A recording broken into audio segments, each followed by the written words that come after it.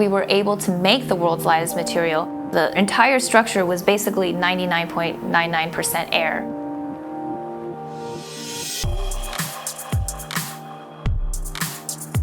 The microlattice is a 3D open cellular polymer structure and can often be compared to something like a bone structure. In your bone structures, the outside of your bone is very rigid, but on the inside, it's actually mostly hollow, where you basically have an open cellular structure, so they aren't easily crushed, yet lightweight at the same time. If you want to look at just properties in general, then one would be compression in the sense of energy absorption, and then the second would be lightweight in terms of having very hollow tubes.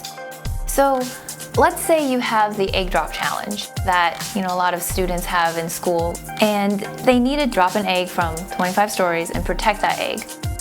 They would probably wrap it in many, many layers of bubble wrap and then drop it and hope for the best. But what we can do is back design the microlattice to absorb the force that the egg feels. So instead of having an egg that's wrapped in 3 feet of bubble wrap, now you have a much smaller package that your egg can sit in. One of the main applications that we've been looking into is structural components or aerospace.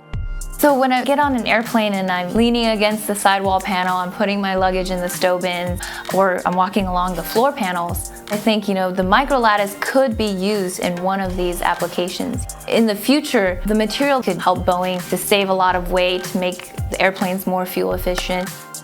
It's really exciting to be able to work with things that we make that can eventually go into a real product that a lot of users can interact with.